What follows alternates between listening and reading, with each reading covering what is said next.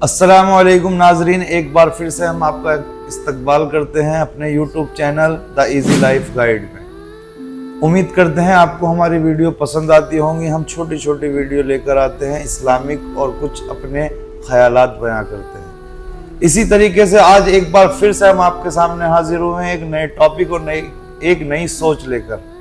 आज की जो गुफ्तगू होगी वो तकरीबन अपनी ही लाइफ पर आधारित होगी, जिसमें मैं जाकिर भाई से कुछ सवालात करूंगा जिनके वो जवाब अपनी रियल लाइफ गुजरने के ऊपर ही देंगे, और जो भी होगा वो उनका पर्सनली ही ओपिनियन और पर्सनली जो उन्होंने इस दुनिया से सीखा है या जो उनको मिला है वो बताएंगे। अस्सलाम वालेकुम जाकिर भाई। वालेकुम अस्सलाम। खैरियत इमरान भाई? अल्हम्दुलिल्लाह। तो जैसे जाकिर भाई मैं आपसे जानना चाहता हूँ, आपकी एज अभी तकरीबन 34 है? नहीं, 33 जैसी एज हो 33 आपकी एज है। 33 की एज में आपने अभी तक लोगों से क्या कुछ सीखा है? कुछ ऐसी इंपॉर्टेंस चीजें जो आपने सीखी हो जो आपको अपने बिजनेस बढ़ाने में या जिंदगी गुजारने में मददगार साबित? माशाल्लाह, बहुत अच्छा सवाल है इमरान जी। भाई। मेरा शुरू से एक ही सिद्धांत रहा है जी। मैं किसी भी बात को इग्नोर नहीं करता, चाहे फिर वो मुझसे मेरी उम्र से छोटा आदमी बता रहा हो या मेरी उम्र से फिर किसी बड़े आदमी ने कोई सलाह दी हो, मशवरा दिया हो। ठीक है। मैं सबकी बात सुनता हूँ, फिर उसके ऊपर गौर व फिक्र करता हूँ। ठीक है भाई, तजुर्बाकार भी आदमी कुछ बताता है, बहुत से लोग कम उम्र में भी कुछ भी आपको सलाह मशवरा दे देते हैं। बिल्कुल जो कि उनके मशवरे बहुत सी जगह बहुत अच्छे साबित होते हैं। बिल्कुल सही बात है।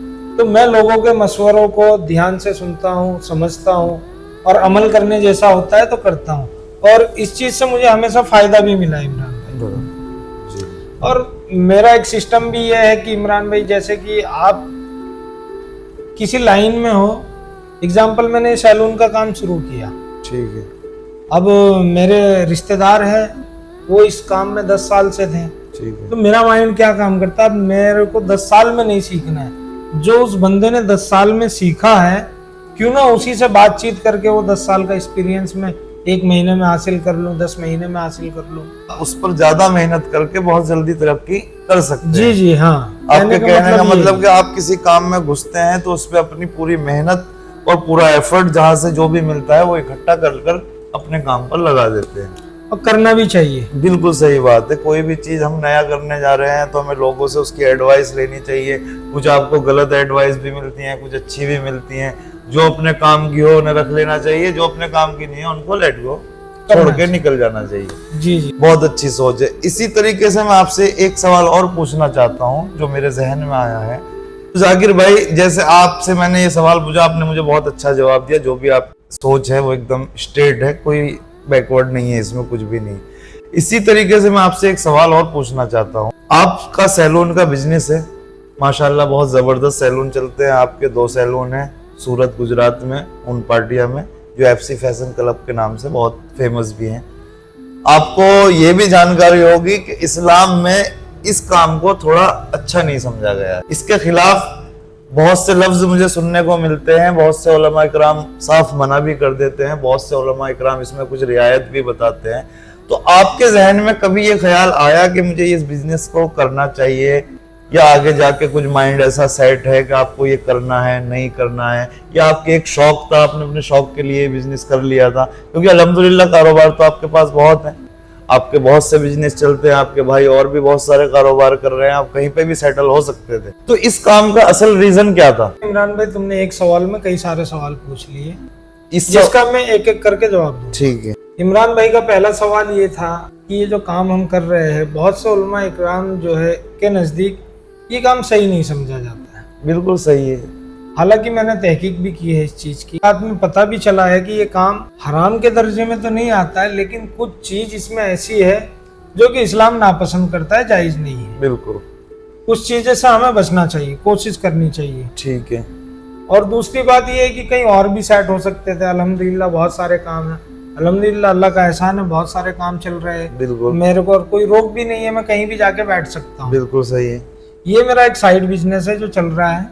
जी। मैं आता हूँ, 1-2 घंटा बैठता हूँ, हालांकि मेरा विजन और कोशिश यही है कि इस काम से अब मुझे जल्द से जल्द बाहर निकलना है, क्योंकि अच्छी बात इमरान है। भाई मुफ्ती साहब ने ये भी कहा है कि भाई गुनाह करना और गुनाह के काम में मदद करना बराबर होता है। बिल्कुल सही बात है।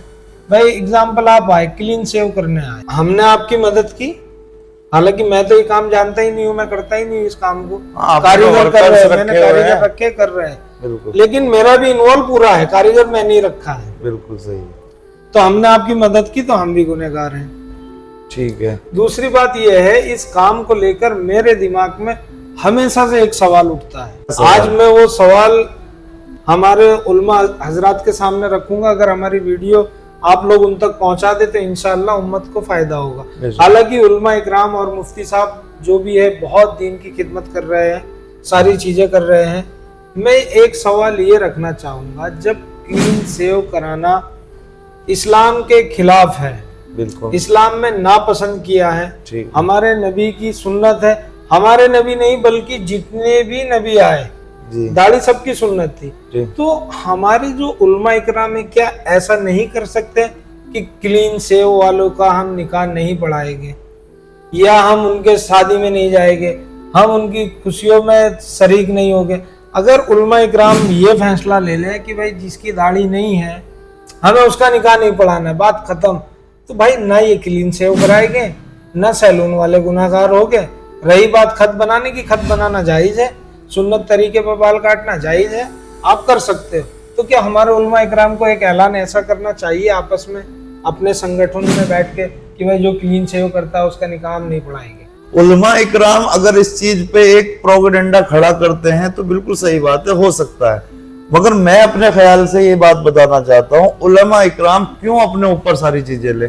उन्होंने बता दिया है कि ये चीजें गलत हैं, तो आपको इस चीज को खुद समझना है। मगर बहरहाल पता सबको है क्या चीज गलत है क्या, तो शायद उलमा इकराम इसलिए इसको खुला ऐलान नहीं कर सकते कि भाई हम इनका निकाह नहीं पढ़ाएंगे, क्योंकि जो निकाह करवा रहा है या अपनी लड़की दे रहा है या अपने लड़के का किसी लड़की से निकाह कर रहा है, तो उनको भी इल्म है ना इस चीज का। अगर भाई इस ऐलान से उम्मत का अगर कुछ फायदा होता है हाँ, तो ऐलान करने में दिक्कत क्या है? दिक्कत कुछ भाई नहीं है। एक वक्त था मुसलमानों के वहाँ गाना बजाना शादियों में, हाँ, हमने खुद ने करवाए हैं, देखे हैं, मोहल्लों में देखे हैं। यहाँ तक कि लोगों ने नचनिए बुलाई है, वेश्याओं को बुलाया गया है जो नाचने गाने का काम करती है। उलमा इकराम ने ऐलान कर दिया कि भाई जिसके वहाँ डीजे शादी में होगा हम निकाह नहीं पढ़ेंगे। अल्हम्दुलिल्लाह 80% बंद हो गया। बिल्कुल सही बात है। 80% माशरे से मुसलमानों के यहाँ डीजे बजाना खत्म हो चुका हाँ, बहुत ज्यादा अब कम हो गया। अब ये जाहिल और हमारे अपने जिले की बात करूं, अपने क्षेत्र की बात करूं तो बिल्कुल मुसलमानों में 90% खत्म हो गया। सही 10% लोग हैं जो अभी भी गाना बजाना कर रहे हैं। थोड़े हमारे उलमा इकराम और थोड़े से कड़क हो जाए। भाई देखो, हर ईमान वाले को एक ना एक इमाम के सामने आके बैठना है, ठीक है, निकाह तो करना ही है। हाँ बिल्कुल करना है। भाई अगर हो गई बात कि भाई नहीं पढ़ाना तो रखेगा ना दाढ़ी। बिल्कुल सही है। हाँ, तो ये असल में इस मैसेज से जितने भी सैलून वाले हमारे मुसलमान भाई, बहुत सारे, मैं मानता हूँ कि आज के टाइम में ज्यादातर जो अच्छे स्पेशलिस्ट होते हैं हेयर कटिंग के, वो मुस्लिम लोग जो होते हैं वो बहुत अच्छे हेयर कट करते हैं, जो लोगों को बहुत पसंद भी आते हैं। मगर उनके दिमाग में भी सबके यही ख्याल रहता है, यार हम काम करते हैं मगर इसको इस्लाम में जायज नहीं है, हमारी कमाई गलत है, ये बहुत सारे सवाल उठते हैं। मगर फिर वो एक सवाल और खड़ा कर देते हैं कभी कभी हमारे सामने, मैंने भी सुना है ये, क्योंकि मेरा बिजनेस सैलून वालों के साथ है। तो वो कहते हैं अगर इमरान भाई हमारा बिजनेस का पैसा गलत है तो लोग हमारे पास चंदे के लिए भी आते हैं, हाँ, मस्जिद का चंदा लेने भी आते हैं, मदरसों का चंदे के लिए भी आते हैं, तो हम गलत कैसे हैं फिर? बात देखो, उनका सवाल भी एकदम अपनी जगह दुरुस्त है। ये बात मैंने खुलासे से पूछी। अल्हम्दुलिल्लाह मेरे टच में मौलाना, आलिम, मुफ्ती, तबलीगी जमात से जुड़े हुए लोग, हर किसी से मेरा रास्ता है। बराबर। मैंने ये बात भी उनसे पूछी, जब ये पैसा ठीक नहीं है तो आप इस पैसे को ले क्यों रहे हो? तो जवाब वहाँ से आता है कि जाकिर भाई मसलन आपका पैसा जायज़ नहीं है, ठीक है, मदरसे मस्जिद को ज़रूरत थी, आपका पैसा ले गए, लेकिन आपके पैसे का जो इस्तेमाल होगा वो बैतुल खला बनाने में हो जाएगा। बराबर। नहीं, ये जो चीज हमें नई इल्म है उसका पता होना जरूरी है भाई वो बैतुल खला में इस्तेमाल कर ले, टॉयलेट उसमें वगैरह दिया में, जाता है। उसमें चला जाएगा। चलो अल्हम्दुलिल्लाह, आपने बहुत अच्छा, अच्छी बात बताई, जिस चीज का हमें इल्म नहीं था ये भी हमें मालूम पड़ा, इस चीज का हमें पता चल गया।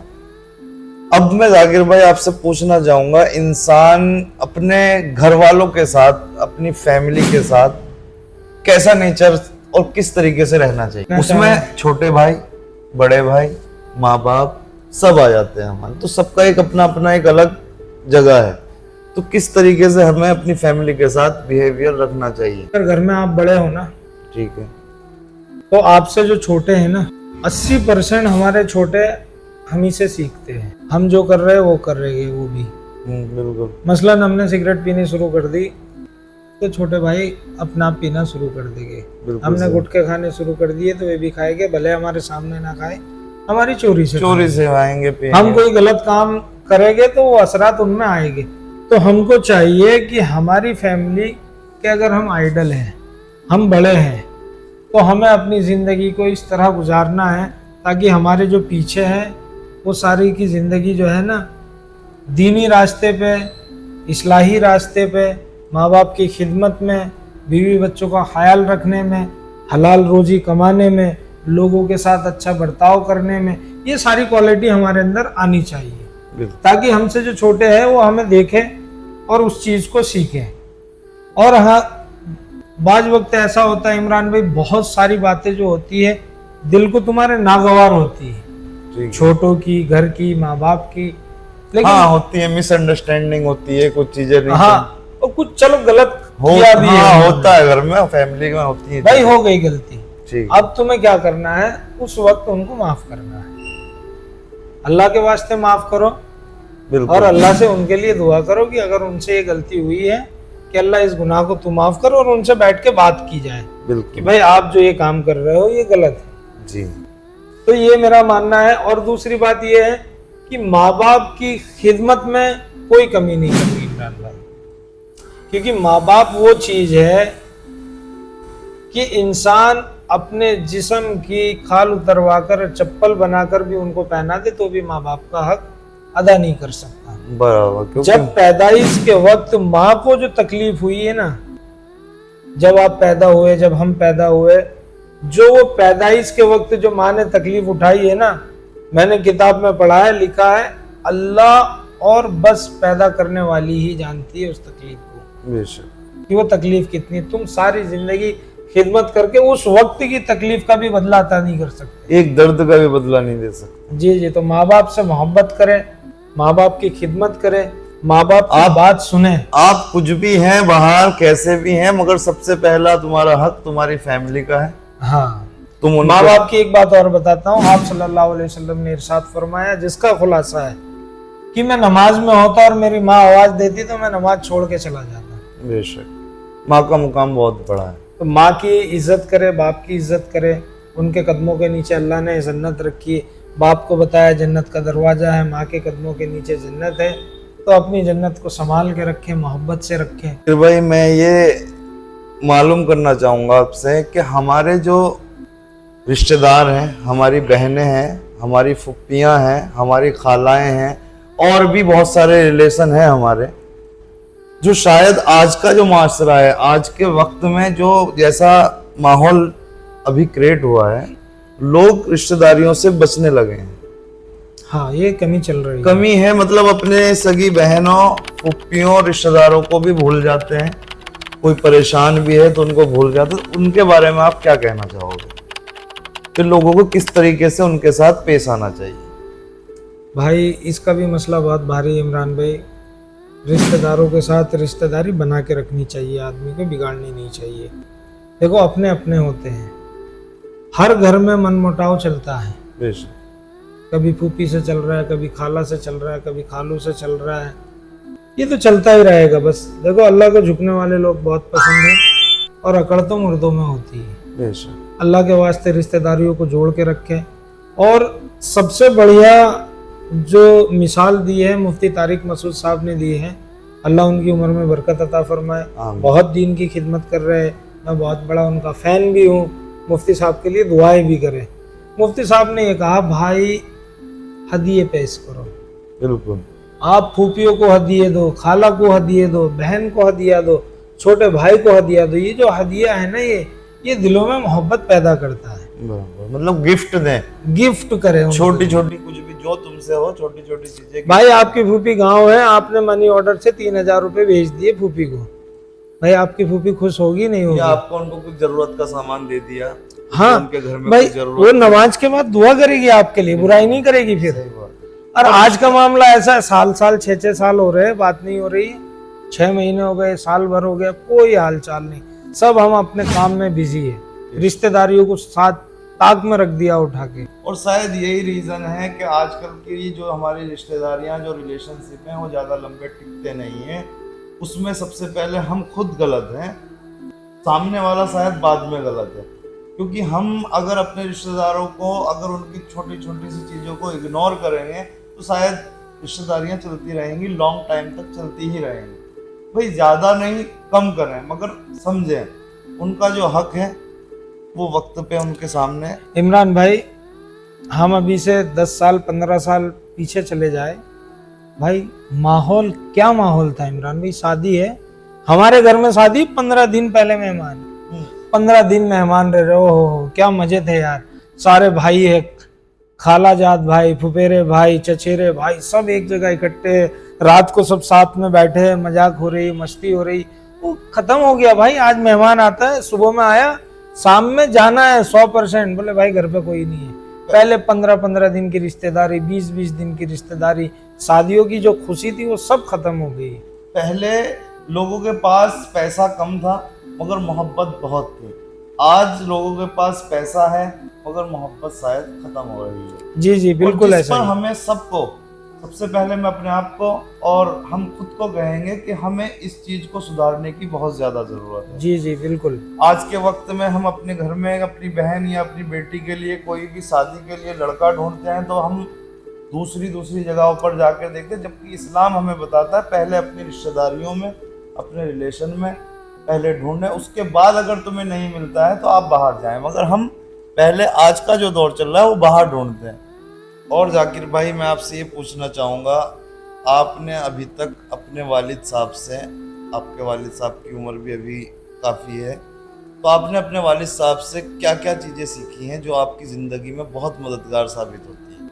माशाल्लाह इमरान भाई, ये सवाल भी आपने मुझसे बहुत अच्छा किया। सबसे पहले मैं अपने वालिद साहब के लिए दुआ करूंगा, अल्लाह मेरे वालिद साहब की उम्र में बरकत अता फरमाए, आमीन तमाम बीमारियों से उनकी हिफाजत फरमाए, आमीन। इमरान भाई, जो मेरे वालिद साहब जो है, हमारा रोज का मामूल है 11:30 बजे से लेकर 12:30 बजे तक हम अपने वालिद साहब के साथ चारों भाई बैठते हैं। हमारे पास कितना भी काम हो, कैसा भी काम हो, हमारा अपना काम खत्म करने के बाद, खाना खाने के बाद हम अपने वालिद साहब के जाके कमरे में बैठते हैं। अब्बा के साथ हमें चाय पीनी है तो पीनी है, चाहे इधर से उधर हो जाए सारे काम। डेली के 2 घंटे उनके साथ, 1 घंटा डेली का, हाँ फिक्स से आपको उन्हें देना ही है। हाँ। पूरा दिन की जो आपकी कारगुजारी है वो रात को आपको जाके उनको देनी है। और रोज हमारे वालिद साहब हमें कुछ ना कुछ बात ऐसी बताते हैं जो हमारी जिंदगी के अंदर हमें काम आती है। हमारे वालिद साहब हमेशा कहते हैं कि बेटा, तुम्हारे पास कुछ हो या ना हो, लेकिन तुम्हारे ऊपर किसी का कोई कर्ज होना नहीं चाहिए। कोई बंदा हमारे वहाँ काम करके गया है, उसका 1 रुपया हो या 1 लाख रुपया हो, वो आपको हर हाल में देना है और देना पड़ेगा। 1 रुपया भी हमको किसी का हराम का नहीं चाहिए। अच्छी बात। ये हमारे वालिद साहब ने बताई। और बात बताते हैं कि कोई तुम्हारे साथ कितना भी बुरा करता हो, उसको उसके हाल पे छोड़ दो।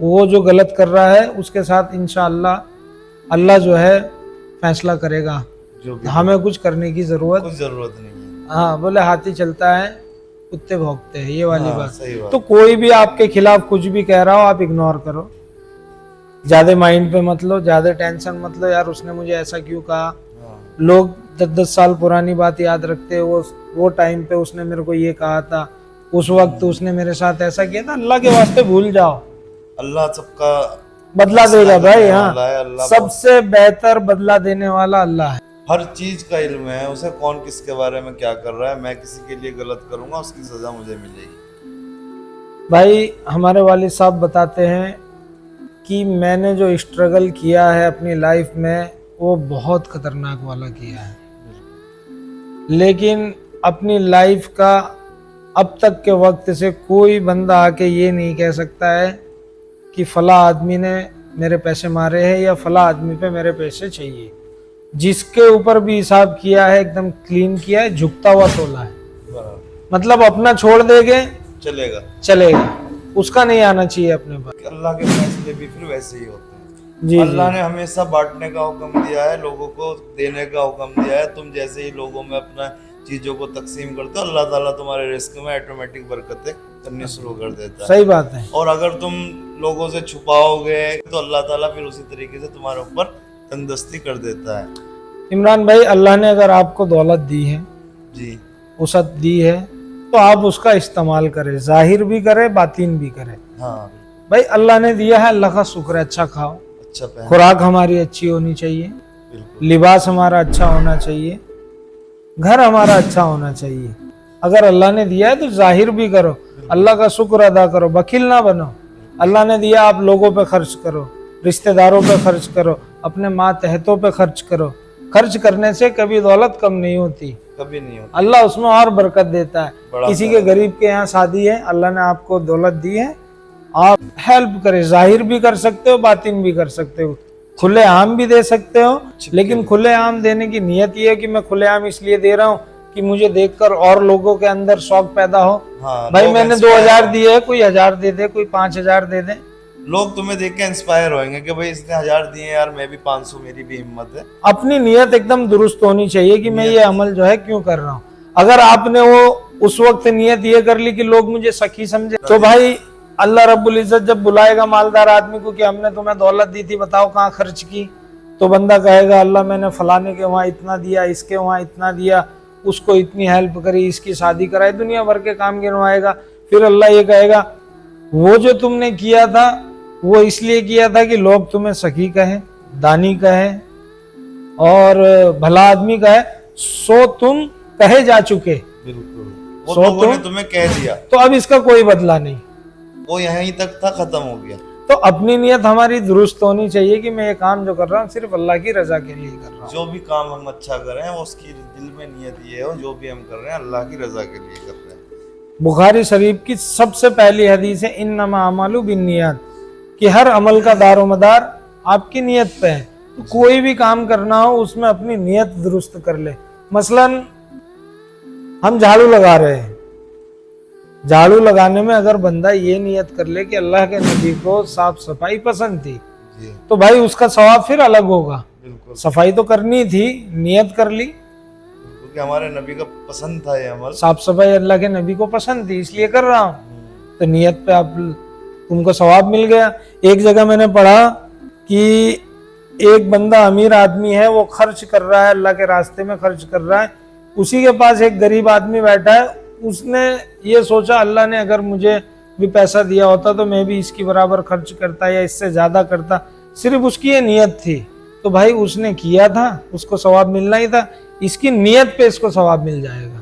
तो जाकिर भाई मैं और आपसे एक सवाल और आखिरी सवाल ये पूछना चाहूँगा, आजकल का जो माहौल है हमारा, नई जनरेशन जो भी आ रही है, मोबाइल जो है आज के टाइम में बहुत खतरनाक गैजेट बन गया है। हर इंसान, हर बच्चा इस मोबाइल में बिजी है और घर वाले भी ने भी इस पे ध्यान देना अब छोड़ दिया है। सब सोचते हैं लो भाई देख रहा है बच्चा, देखना। तो इसके बारे में आपका क्या ख्याल है? इससे हमारी जो जनरेशन है वो तरक्की की तरफ जा रही है या गुमराही की तरफ जा रही है या गलत चीज़ें उनके अंदर आ रही हैं या सुधार हो रहा है? क्या कहना चाहोगे आप? भाई मैं अपनी जो मेरी राय है, मेरे को ऐसा लगता है इस मोबाइल ने 80% जो है माहौल खराब किया। 20% लोगों ने मोबाइल का सही इस्तेमाल किया, उन्होंने फायदा उठाया, उन्होंने वेल्थ भी बनाई और हेल्थ भी बनाई, अपनी पहचान भी बनाई मोबाइल से। लेकिन 80% लोगों ने मोबाइल से अपनी जिंदगी को नाश कर लिया। एग्जाम्पल इमरान भाई, मोबाइल आदमी रात भर चला रहा है, सुबह की फजर गायब, फजर की टाइम सो रहा है। मतलब घर में तुम 4 भाई बैठे हो, चारों भाई के हाथ में मोबाइल है, आप एक दूसरे की तरफ तक नहीं देख रहे हो, अपने मोबाइल में बिजी हो। ये आपकी मोहब्बत खा गया। मोबाइल ने बचपना बच्चों का छीन लिया है। लोग बच्चे को अपने घर से बाहर नहीं जाने दे रहे। पहले हमारे वक्त में इमरान भाई खेलने के लिए बच्चा किसी चीज का मोहताज नहीं था, कोई खिलौने नहीं चाहिए थे किसी भी तरह के। बच्चा माचिस के ताश बना के खेल लिया, बेर की गुठली चुके उससे खेल लिए, गिल्ली डंडा खेले, गोली खेले, कबड्डी खेले, कान पत्ता खेले, मतलब कोयला मिला तो कोयले से खेल बना लिया।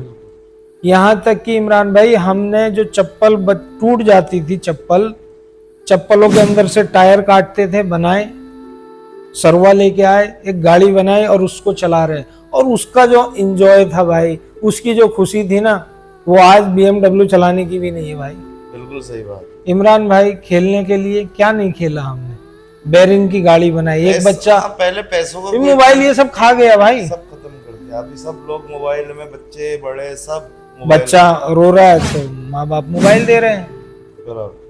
माँ बाप को लग रहा है बच्चा अंदर पढ़ाई कर रहा है, वो मोबाइल में पता नहीं क्या कर रहा है, आपको आइडिया ही नहीं है। मतलब बच्चा ना तो माँ से बात कर रहा है, ना बाप से बात कर रहा है, ना चाचाओं से बात कर रहा है, लेकिन वो मोबाइल में मगन है। फ्री फायर खेल रहे, PUBG खेल रहे, पता नहीं कितनी तरह की गेम है। हमको तो 2-4 गेम के नाम याद है जो हम जानते हैं, बाकी लोग मोबाइल में पता नहीं क्या क्या देख रहे हैं। 80% मोबाइल ने सत्यानाश किया है, 20% लोगों ने मोबाइल का फायदा उठाया है। और भाई मोबाइल से इंसान को सिर्फ उतना ही लगाव रखना चाहिए जितनी उसकी तुम्हें जरूरत है। मोबाइल, आप घर जा रहे हो, मोबाइल को साइलेंट करो, साइड में रखो, अपनी फैमिली से बात करो, फैमिली को साथ में बिठाओ, फैमिली से मोहब्बत जताओ, बच्चों को सिखाओ, वरना आने वाला जो कल है वो बहुत खतरनाक होने वाला है। मोबाइल जो है इंसान को पागल भी कर सकता है, ध्यान रखना। मैंने ऐसे ऐसे लोग देखे हैं, मतलब खेल रहे, PUBG खेल रहे, खाना नहीं खाना है, प्लेट उठा के फेंक दिया। PUBG खेलने के टाइम अभी हमारे एक रिलेशन में हुआ है, PUBG खेलने की वजह से घरवाली को पीट दिया, PUBG के ऊपर घरवाली को मार दिया। नहीं बहुत बताओ, तो ये बिगाड़ी है ना मोबाइल का, बहुत साइड इफेक्ट है मोबाइल के। माँ बुला रही, बच्चा कह रहा अभी आऊंगा, 2-3 बार बुलाती तो मुंह बना के जवाब देता है। भाई बच्चों पे ध्यान रखें, मोबाइल कम से कम बच्चों को दे, जितनी जरूरत है ठीक है उतना। बच्चा रो रहा है, रोने दो, खाना नहीं खाया कोई दिक्कत नहीं, जब भूख लगेगी खुद खाएगा। मोबाइल ना दो बच्चों को, जरूरत है मोबाइल की तो इस्तेमाल करो, रख दो साइड में। तो दोस्तों, जैसे आपने सुना हमारी वीडियो में आज मैंने बहुत इंपॉर्टेंट सवाल जाकिर भाई से किए हैं और जिसके बहुत ही अच्छे जवाब आपने सुने होंगे। इंशाल्लाह उम्मीद करता हूँ हर जवाब से आपको कुछ ना कुछ सीखने को मिला होगा। ये इन्होंने जो भी बातें बताई हैं अपनी रियल स्टोरी पर, जो इन्होंने सीखा है अपनी ज़िंदगी में, अपने बड़ों से, अपने वालिद से, अपने रिश्तेदारों से, अपने अहबाब, अपने दोस्तों से, जो भी इन्होंने अभी तक सीखा है वो आपके साथ शेयर किया है। और ख़ास तौर पर जो ये टॉपिक का मेन जो फाइनल रीज़न था वो ये था कि मोबाइल बहुत ही ख़तरनाक चीज़ हमारे लिए बन गया है। तो कोशिश करें अपने बच्चों को ज़्यादा से ज़्यादा इस चीज़ से दूर रखें, और ज़रूरत है तो उनको दे भी सकते हैं, मगर कोशिश करें जितना कम से कम इसका यूज़ करेंगे इंशाल्लाह फ़ायदा होगा। और मज़ीद ऐसी वीडियो देखने के लिए हमारे चैनल को सब्सक्राइब ज़रूर करें, और अगर वीडियो आपको पसंद आई हो तो एक लाइक ज़रूर कर दें। इंशाल्लाह फिर मिलेंगे नई वीडियो नए टॉपिक के साथ, तब तक के लिए सब्बा खैर, खुदा हाफिज़।